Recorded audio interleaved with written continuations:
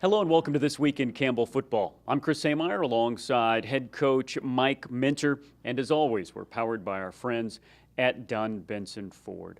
Coach, so many good things to talk about just days removed from the regular season. 6-5 tying the all-time record of the best season in the modern era of football.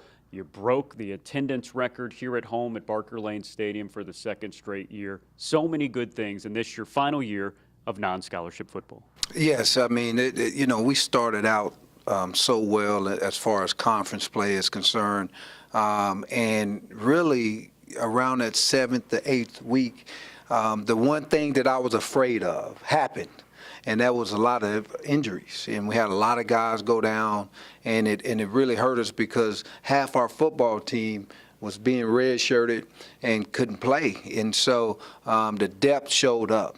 And, really what I was hoping and praying for is that we was able to go through that season with those numbers. Because when you look at it, you basically got a scholarship team and a non-scholarship football team all in one. And man, that's tough. And so I'm just proud of the guys of how they fought. Really how they gave everything they had. They left it all on the field. And that last week, last week against Drake, it was a shell of a football team as far as just the emotional, the physical, the mental piece. They wanted to. That was the thing about them. They really wanted to go out and play hard, but they just didn't have it. And you got to give Drake a lot of credit too. Them guys played a great physical football game and really imposed their will on the match. And so I think when you look at the overall scheme of things, getting to 6 wins was real big for the program, at least since I've been here.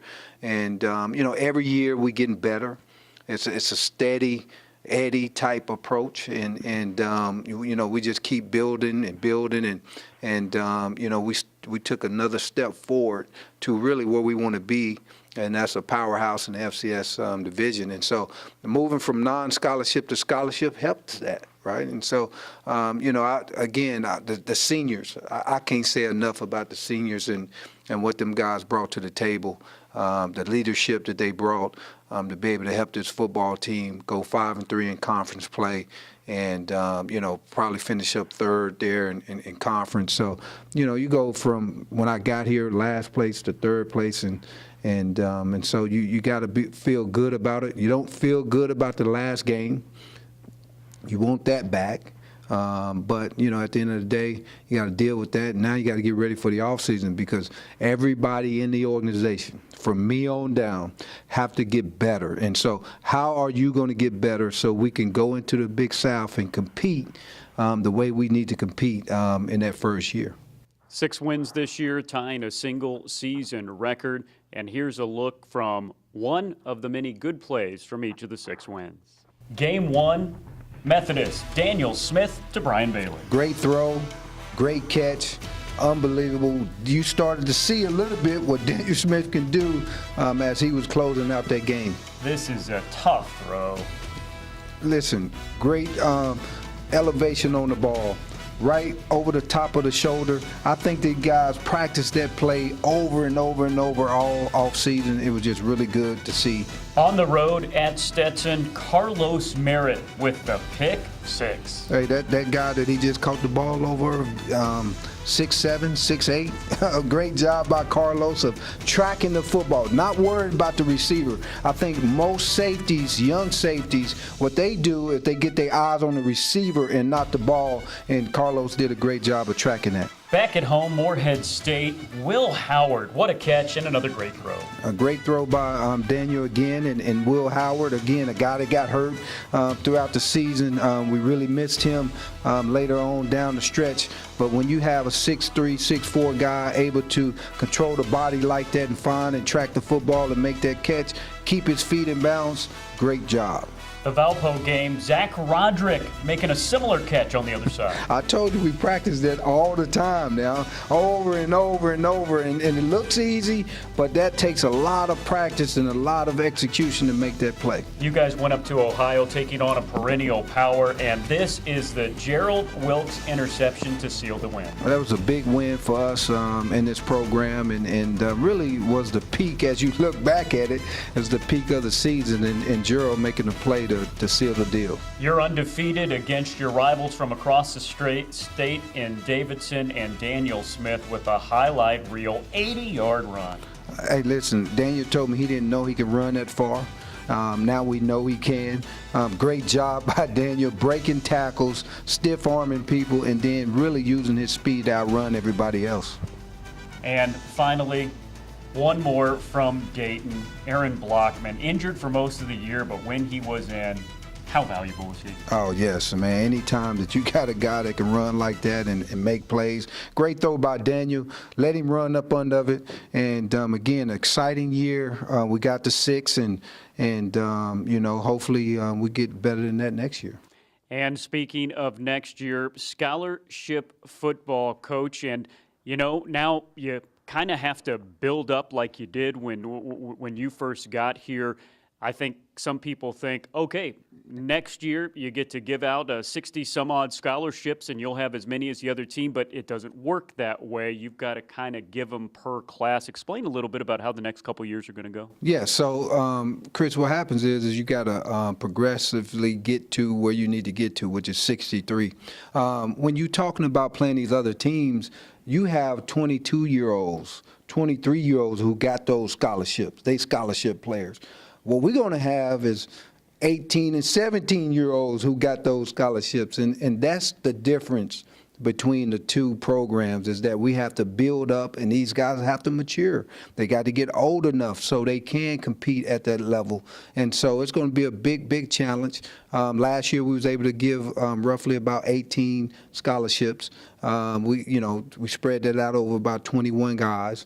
And then we had about 4 or 5 6 transfers that came in that didn't play, and so they'll have a scholarship, and then you'll probably give some of the scholarships to the guys that's coming back, that's on your team right now, and then you go sign another class, and so we'll probably sign about 12 to 13 guys there, which most of the time, if you playing with a true freshman, okay, I believe at FCS level, you're not going to be very good. So we're going to probably play with some true freshmen to come in. And so it's going to be a physical difference between all the other football teams that's in the Big South and us. And so it's going to take us a couple years to mature these guys up, okay? And I think that's really where it's at. It's not necessarily how many scholarships you have. It's about, okay, how many guys are old enough and big enough and strong enough to really play at this level. And so we look forward to the challenge, man. It's going to be fun. To me, it's like a new job. We just started a new job. I just got hired at a new place, and now we FCS football. And, how do we come into the Big South and just really be competitive? That's where we start. Can we compete? Can we compete at a high level? And it starts this off season for our guys to understand that level of competition and understand that level of commitment and sacrifice. It's going to be different. It's going to be tough, but it's going to be fun. And something that is different, the schedule is going to look a whole lot different. Here's a look at an announcement of some of the teams that we already have on the schedule. Lofted ball for Roderick. This time he brings it in for a touchdown. With the upcoming move to scholarship football and the Big South, Campbell Football is announcing our future football opponents. The Camels will play these FBS opponents for the first time beginning in 2018, traveling to Coastal Carolina to take on the Chanticleers. In 2019, the Camels travel to the state of Alabama to take on Troy. Campbell visits Georgia Southern in 2020 and will head north to take on Liberty in 2021. In addition, Campbell will begin playing several home-and-home series with regional FCS opponents. The Camels will host William and Mary in 2019 and visit Williamsburg, Virginia in 2022.